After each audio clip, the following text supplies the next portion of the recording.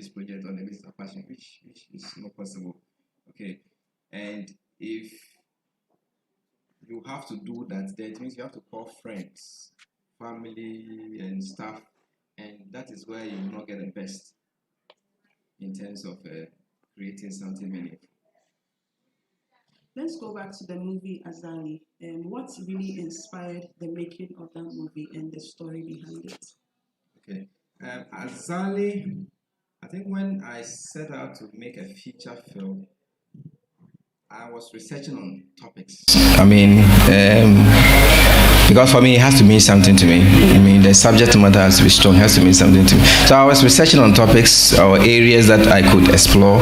Then I think I saw a documentary by Marie Stopes International. It was on, it took place in the Agbogbloshie area. It was, I think, on teenage pregnancy and stuff, trying to help these head porters to protect themselves and all that.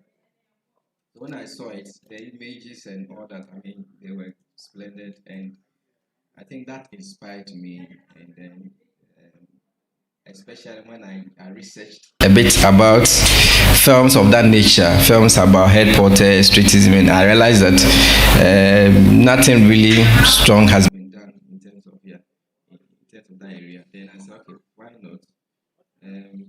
Let me explore that.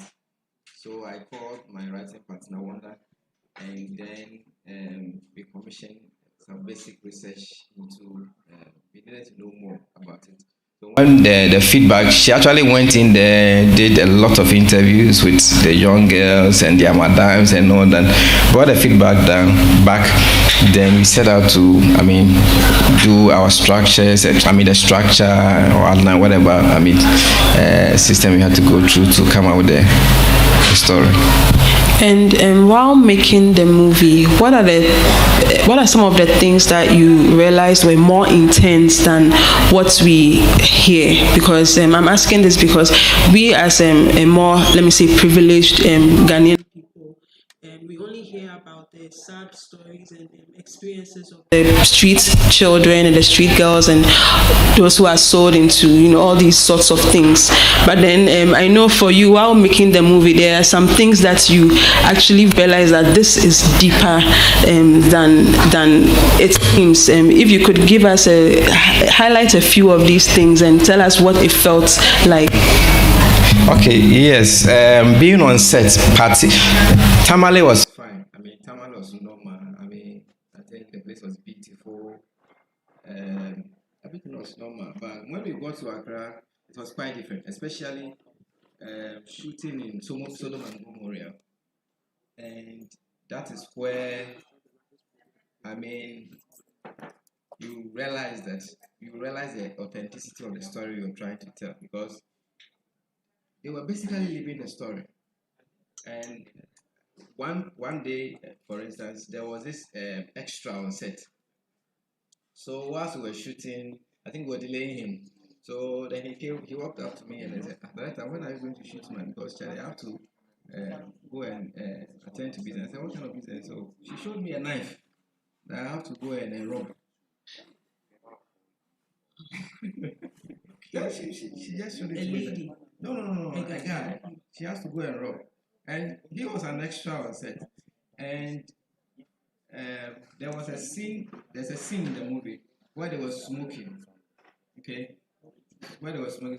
So based on how we've written it, I felt that, so I asked my PM to go and look for a location for me. So they went in there for me. I mean, I want authentic, yes. So he came back, took me to a joint where they were smoking.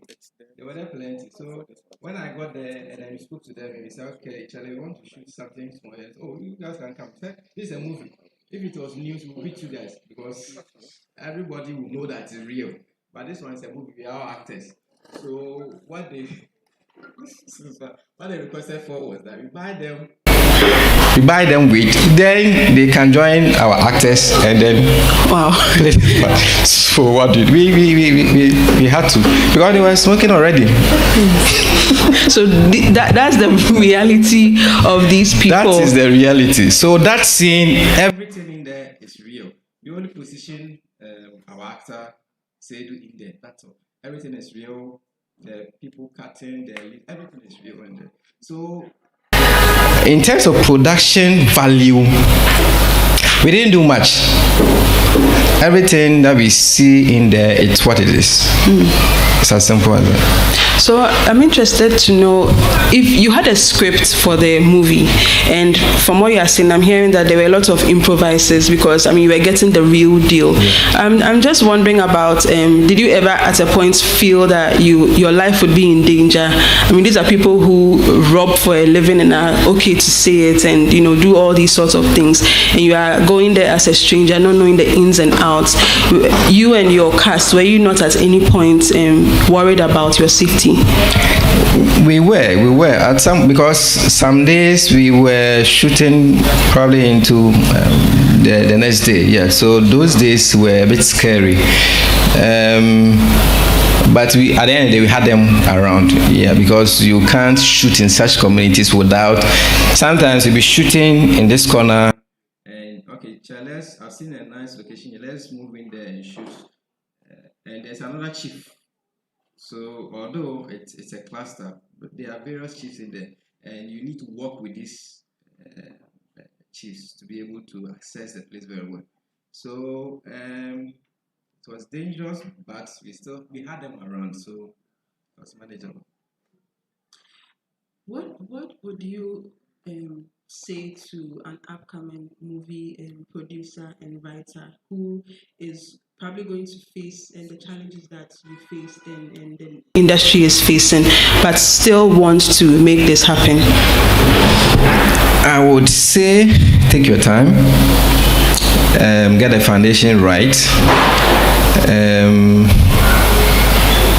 One major challenge I see in the space is that we don't like collaborations.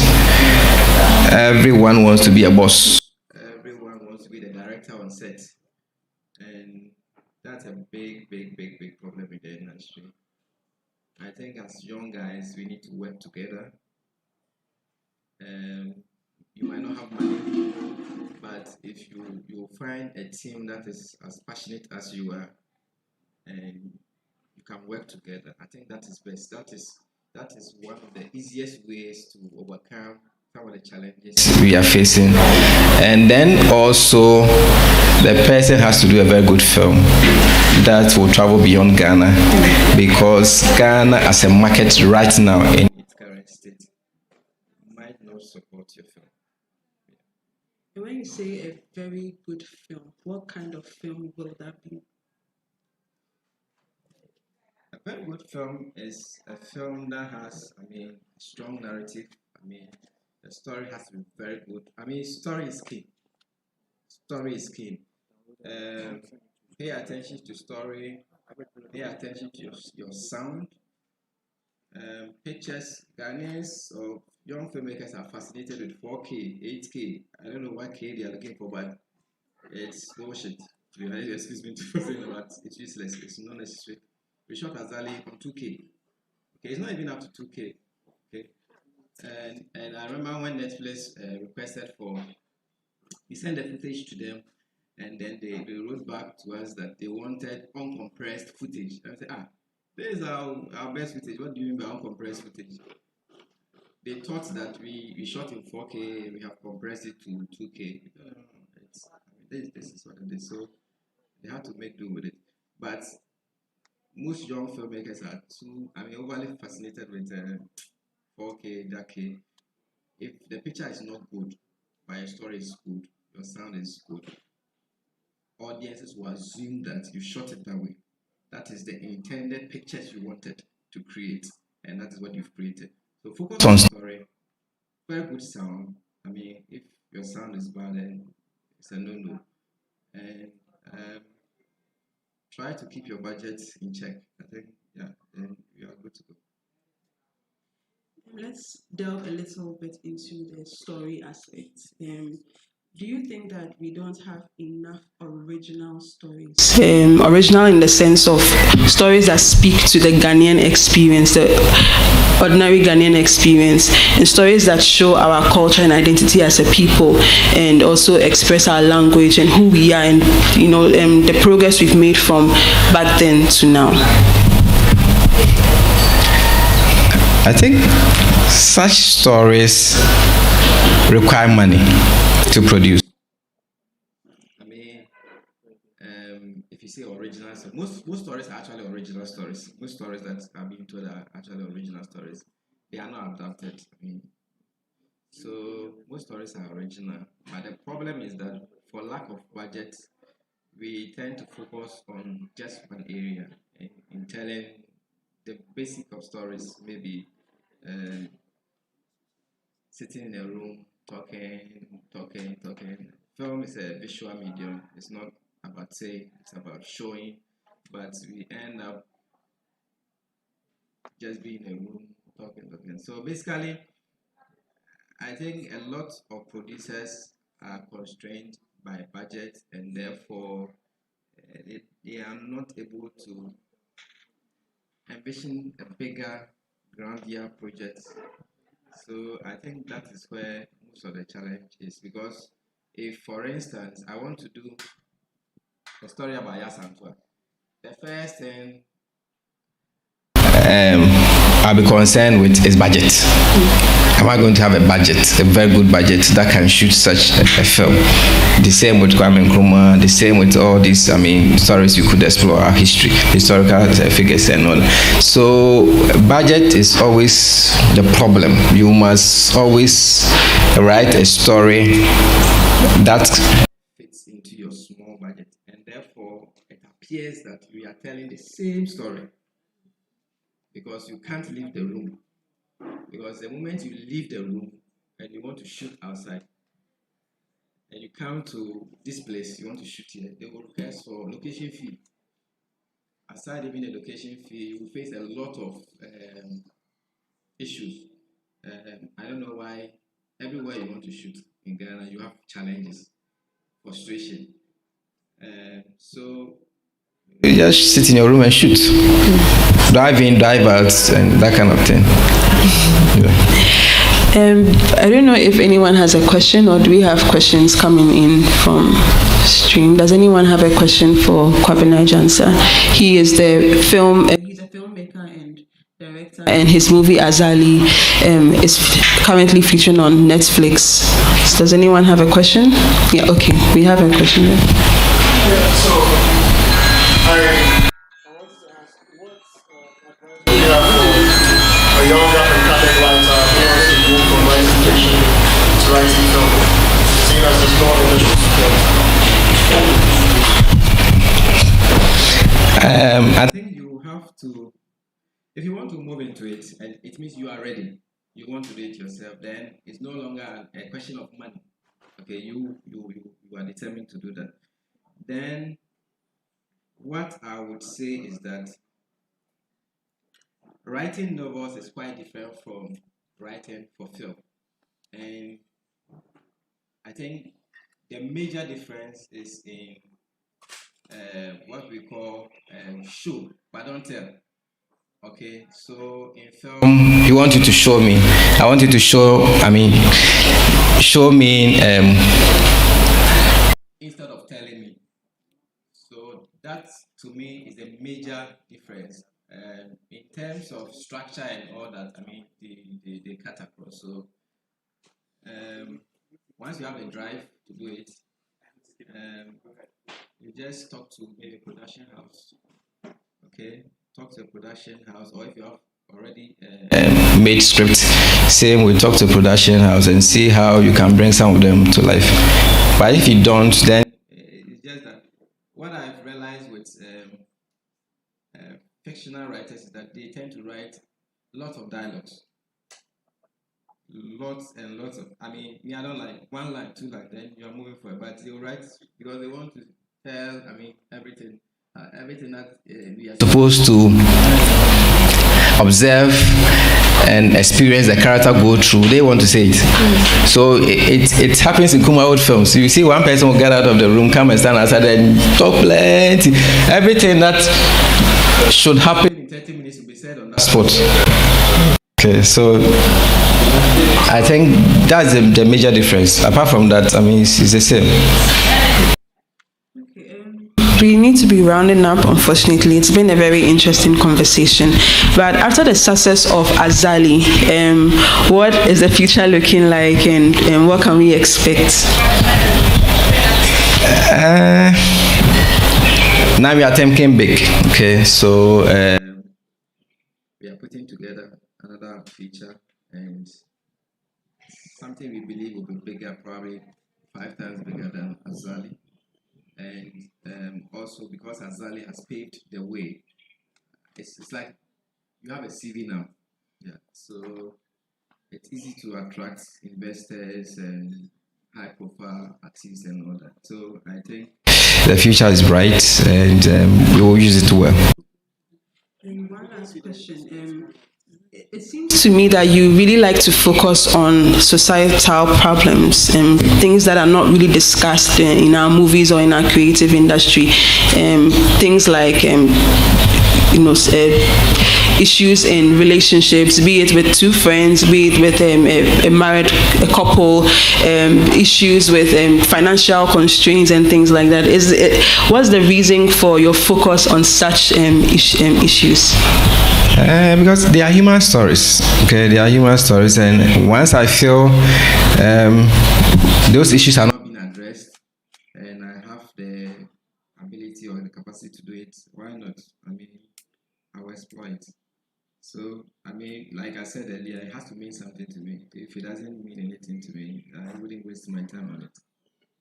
And would you, in the near future, be working with young writers? Like he mentioned, some writers are interested in going into writing for film or script writing. Do you think that one day soon, not now, maybe in 5 years, when you have had so many awards and the money is cashing in, you would one day be training people to write specifically for film? Why not? Because I'm currently doing it. I'm currently training assistants because the point is that we need writers in the space. We need very good writers in the space, and we have to do our parts. Because if, for me, for instance, I use the STC, say the CAT structure. So if I meet a young writer, the first thing I want to know is what kind of structure are you using, okay, to write. So and sometimes when they send the script to you, it has no structure at all.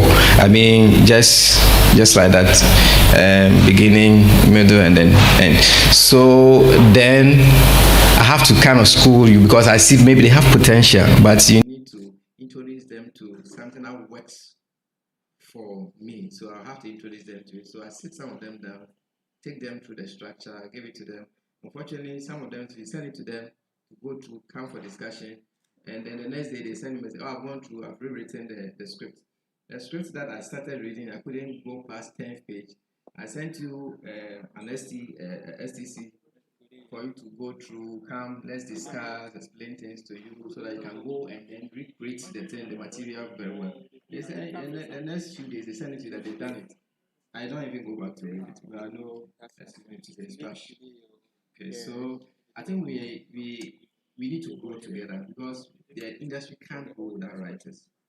There's no two ways about it. It can't grow without writers.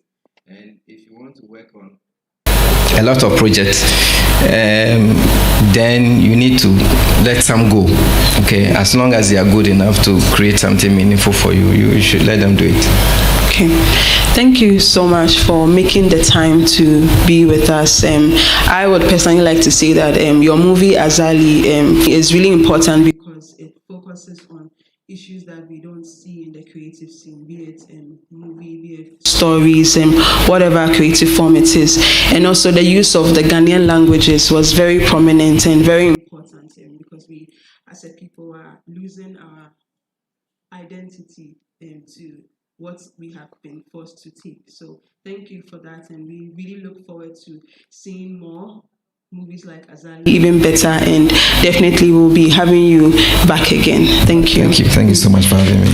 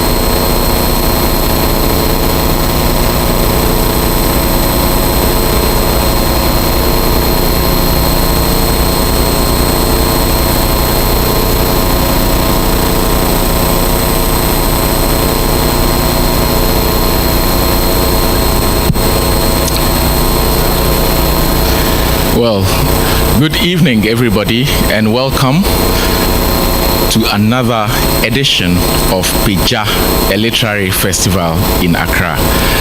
It has been a rather tough run to get to this stage, and I can't tell you how happy I am that it is finally happening, that we are able to bring you another edition of this literary festival. And it is a literary festival, this time with an extra twist.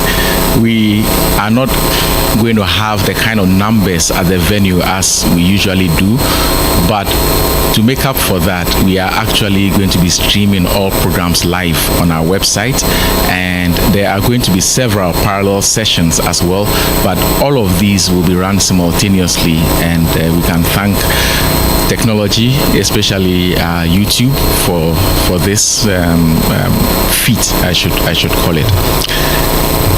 From today, the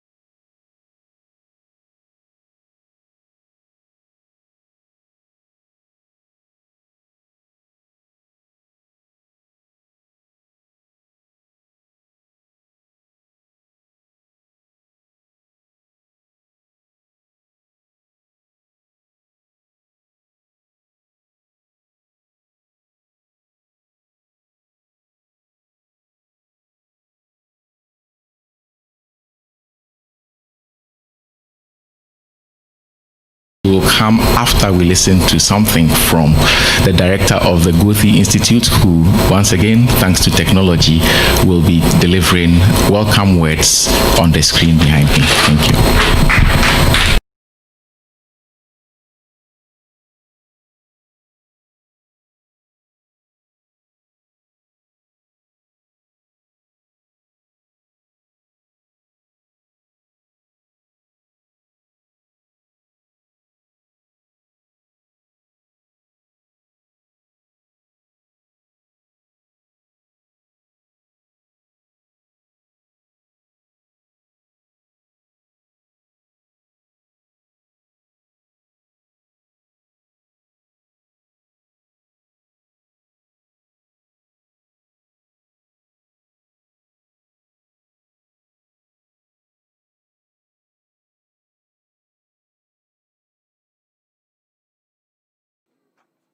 You notice the strict hygiene protocol, and I really urge you to fulfill all these rules and regulations, even if some of you might not be convinced of their usefulness. It is the condition on which we are able to realize the festival under these circumstances. We are all by now not experts, not only in washing our hands correctly, but also in using